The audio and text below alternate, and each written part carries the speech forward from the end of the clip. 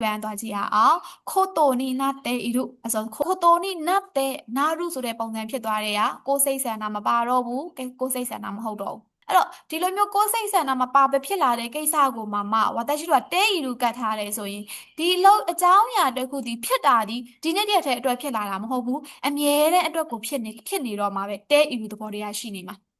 ဆိုတော့ဘလို့ခါတွေကိုသုံးတာလဲဆိုရင်စီမင်းစည်းကမ်းတွေနဲ့ပတ်သက်ပြီးတော့သုံးထားလိုက်ပြီစီမင်းစည်းကမ်းတွေဆိုတာကွာဒီနေ့တရက်ထဲအတွက်ချမှတ်ထားတာလားဟုတ်ပါ အဲ့လို ဘူး ချတာမဟုတ်ဘူးလေနော်ဆိုတော့ဒီခန်းထဲမှာတော့အမိုက်မပြည့်ရဘူးဒီနေ့တရက်ထဲမပြည့်ရဘူးလို့ပြောထားတာလားဆိုတော့မဟုတ်ဘူးလေနော်ဆိုတော့အမြဲတမ်းပဲမပြည့်ရဘူးလို့ဆုံးဖြတ်ထားပြီးသားမပြည့်ရဘူးလို့သတ်မှတ်ထားပြီးသားဆိုတဲ့အတွက်ကြောင့်မလို့တောက်လျှောက်ဖြစ်နေတဲ့သဘောတရားဖြစ်တဲ့အတွက်ကြောင့်မလို့ဘာနဲ့ကတ်ထားတော့တဲအီလူနဲ့ကတ်လိုက်တာတဲအီလူပုံစံမျိုးနဲ့ကတ်ထားတာဒါမှနော်ဆိုတော့နတ်တဲအီလူခိုတိုနီနာတဲတို့ခိုတိုနီနာရုဆိုတဲ့သဘောတရားမျိုးကနေလာတာကိုယ့်ရဲ့ပြောသူရဲ့စိတ်ဆန္ဒနဲ့မှသက်ဆိုင်မှုမပါဘူးမပါဘဲနဲ့ဆုံးဖြတ်ထားမှာသတ်မှတ်ထားတဲ့အလေးအကျင့်တွေစီမင်းစည်းကမ်းအစီအစဉ်တွေကိုပြောတဲ့အခါမှာဆိုရင်နာတဲဤလို့ဆိုတော့ဘာသာပြန်ရင်သုံးခုပြန်လို့ရမယ်ကွက်လက်လိုသတ်မှတ်ထားတယ်ဆိုတော့သတ်မှတ်ထားတဲ့စီကန်းထုတ်ထားတယ်စီမင်းစည်းကမ်းတွေဆိုစီကန်းထုတ်ထားတယ်နောက်တစ်ခုကကွက်လက်ဖို့ဖြစ်လာတယ်ဒီလိုမျိုးအကိစ္စမျိုးလုပ်ဖို့ဖြစ်လာတယ်ဒီလိုမျိုးအကြောင်းအရာတွေသုံးတာရမယ်နော်ဆိုတော့ line မှာဒီနှစ်ခုရှိတယ်အတူတူပဲကြီးလျှော့ခဲရဲ့နိုင်ခဲရဲ့အနောက်မှာခိုတိုနီနာတဲဤလို့အဲ့ဆိုခိုတိုနီနာတဲဤလို့ပြန်ပြောကြည့်ပါအောင်ဘယ်လိုအဓိပ္ပာယ်တွေဘာသာပြန်လို့ရလဲ လို့တမတာရယ်ဟုတ် ကလလို့စီကန်တော့တာကိုဖြစ်လာတယ် ကွက်လက်ပို့ဖြစ်လာတယ်ကွက်လက်လို့သတ်မှတ်ထားတယ်ကွက်လက်လို့စီကံထုတ်ထားတယ်ဒီလိုသုံးခုရှိမယ်နော်ဆိုတော့အိမီအဲ့တော့ဟာနာရှိတဲတော့စကားပြောဆိုတယ်ဟာနာရှိတဲဆိုတာစကားပြောတဲ့သူပေါ့နော်အဲ့တော့ပြောဆိုသူရဲ့အရှိဆိုတာစိတ်ဆန္ဒကိုပြောတာအဲ့တော့ပြောဆိုသူရဲ့စိတ်ဆန္ဒနဲ့တဲ့ခန်းခဲနာခုခိမဲရုခန်းခဲနာခုခန်းခဲဆိုတာကပတ်သက်တွဲဆက်နွယ်တဲ့ခန်းစီမှာလည်းတင်ထားပြီးသားเนาะအဲ့ဆိုတော့ပြောဆိုသူရဲ့စိတ်ဆန္ဒသဘောထားတွေနဲ့မသက်ဆိုင်ဘဲနဲ့ခိမာရုဆုံးဖြတ်ထားတာခိမာရုဆုံးဖြတ်ထားတယ်เนาะအဲ့တော့ပြောဆိုသူရဲ့စိတ်ဆန္ဒနဲ့ခံခဲနာခုမသက်ဆိုင်ပဲမဆက်နွယ်ပဲနဲ့ခိမာရုဆိုတာဆုံးဖြတ်ထားတဲ့ရှုခံအလေးအကျင့်တွေဒလေထုံးစံတွေ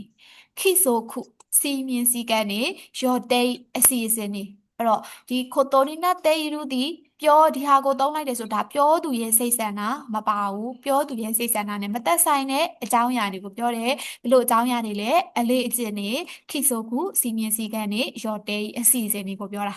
ဆယ်ဆွဆွခုလိုက်မဲ့ဟာသူလဲပါပြီးသားဆယ်ဆွဆွခုဆိုတာကဆက်သွယ်ရမယ့်ဟာလေးเนาะအဲ့တော့ခိုတိုနီနာတေယူမှာဗာလေးနဲ့ဆက်မှာလဲဒိုးရှိနော်ဂျီရှော့ခဲနိုင်ခဲဘက်တေရဲ့ dictionary file 9 file နဲ့လိုက်မှာရမယ်နော်အဲ့ဆိုနံပါတ်1ဖက်ကြည့်ပါဦးခိုတေဝါ ကိုတယ်ဝါပြောရှိစ ပြောရှိ ကဆူတော့တယ်ဝါဘောရှိက ဟာနာ အဲ့ဒါစင်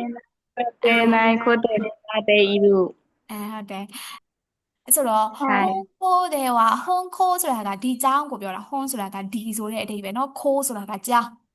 အဲ့တော့ဒီကြောင်းဒေဝမှာတော့ဆိုတဲ့အဓိပ္ပာယ်မျိုးနော်ဟွန်းဒီဆိုတဲ့အဓိပ္ပာယ်ခိုးဒီကြောင်းဟွန်းရှာဆိုရင်ဒီကုမ္ပဏီဒီဆိုတဲ့အဓိပ္ပာယ်နော်ဒီဆိုတဲ့အဓိပ္ပာယ်အဲ့တော့ဒီကြောင်းမှာတော့တဲ့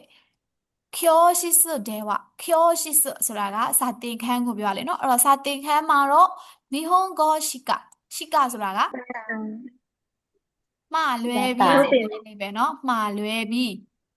ရမယ်နော်အဲ့တော့教室ではစာသင်ခန်းမှာတော့တဲ့日本語しかဆိုဂျပန်ဘာသာစကားမှလွဲပြီးဒီလိုပုံစံလေးရမလားဆိုတော့ဂျပန်ဘာသာစကားမှလွဲပြီးရှီကာရဲ့နောက်မှာအငင်းနဲ့ပဲသွားတာလေနော်အဲ့တော့ဟာနာဆယ်နိုင်ဆိုတာကမပြောနိုင်ဘူးစကားမပြောနိုင်ဘူးခိုတိုနီနာတဲအီရိုဆိုတော့ဘာဖြစ်တာလဲတော့မပြောနိုင်ဘူးလို့စီကံထုတ်ထားတယ်မပြောနိုင်ဘူးလို့သတ်မှတ်ထားတယ်ရမလားအဲ့တော့ဒီကျောင်းမှာတော့စာသင်ခန်းထဲမှာဂျပန်စကားမှလွဲပြီးမပြောရဘူးပြောတာကိုမလုပ်နိုင်ဘူးမပြောရဘူးလို့သတ်မှတ်ထားတယ်မပြောရဘူးလို့စီကံထုတ်ထားတယ်ရမလားဆိုတော့ဒီစာကြောင်းကိုသုံးလိုက်တယ်ဆိုရင်ဒီအကြောင်းအရာကိုပြောလိုက်တာနဲ့ဒီပြောတဲ့သူရဲ့စိတ်ဆန္ဒကိုဖော်ပြပြီးပြောရလားသူဆုံးဖြတ်ထားတယ်လို့ပြောတာလားမဟုတ်ဘူးเนาะအဲ့တော့သူဆုံးဖြတ်ထားတာမဟုတ်ဘူးသူရဲ့စိတ်ဆန္ဒသဘောထားတယ်မသက်ဆိုင်ပဲနဲ့ဒါစီးမြင့်ထုတ်ထားတာအလေးအကျင့်တတ်မှတ်ထားတာစီစဉ်ထားတာဒီလိုအကြောင်းအရာကိုပြောရင်ခိုတိုနီနာတဲအီလူနဲ့သုံးတာရမလားはい。はいအဲ့ဆိုရင်နံပါတ်3ဟိုးရီစွတ်တယ်ဝဟိုးရီစွတ်ဆိုတာကဥပဒေကိုပြောတာဥပဒေနော်ဟိုးရီစွတ်တယ်ဝဥပဒေမှာတော့တဲ့ဟာတာချိအဲ့ဆိုတော့ဒီမှာနီဂျွတ်ဆိုင်နော်အဲ့တော့နီဂျွတ်ဆိုင်ဆိုတာကအသက်20ကိုပြောတာစိုက်ကအသက်လေနော်နီဂျွတ်ဆိုင်အဲ့တော့နီဂျွတ်ဆိုင်ကရေးတော့နီဂျွတ်ဆိုင်ပဲဒါပေမဲ့ဝါတာရှိတော့အသက်20ဆိုဟာတာချိလို့ဖတ်တာလေနော်ဟာတာချိအဲ့တော့ဟာတာချိမီမန်ဆိုတာကမပြည့်သေးတာမပြည့်သေးတာเนาะအဲ့တော့ဟာတချီမီမန်ဝအသက်20မပြည့်သေးတဲ့သူတွေအသက်20မပြည့်တာကတော့တဲ့အိုစာခဲဝနွန်ဒေဝဤခဲနိုင်အရက်ကိုတောက်လို့မရဘူးရမလားအိုစာခဲဝနွန်ဒေဝဤခဲနိုင်အရက်တောက်လို့တော့မရဘူးလို့ဘာလို့ထားမှာတော့ခုတ်တုံနေနာတဲ့ယူ မတော်ရဘူးလို့ သတ်မှတ်ထားတယ်ဒီလိုပုံစံလေးเนาะဆိုတော့ဥပဒေဆိုတာကိုယ်ဆုံးဖြတ်တာလားမဟုတ်ဘူးလေเนาะဥပဒေမှာဆုံးဖြတ်ထားတာဥပဒေအရာတော့ဥပဒေမှာတော့အသက်20မပြည့်တဲ့သူတွေကတော့အရက်တောက်လို့မရဘူးလို့သတ်မှတ်ထားပါတယ်ဟိုက်အဲ့ဆိုရင်စတန်ပန်ဖတ်ကြည့်ပါဦး私のはဟုတ်1月静かそがにに気がみんなอืมあたまるこあがとにるこなってとにခန်းကြီးတွေဟိုခန်းကြီးတွေကိုရောချတယ်ဟေ့အစမတို့လေ あすまりたまအဲ့တော့ဝါတာရှိနိုဥချိတယ်ဝကျွန်တော်တို့ရဲ့အိမ်မှာတော့တဲ့နော်ကျွန်တော်တို့ရဲ့အိမ်မှာတော့အချီကဆိုတလပိုင်းဖုစကနေဆိုတာ2ရက်နေလေနော်အဲ့တော့တလပိုင်း2ရက်နေမှာတဲ့ရှင်းစေခိဆိုတာကဆွေမျိုးတွေကိုပြောတာနော်ရှင်းစေခိဆွေမျိုး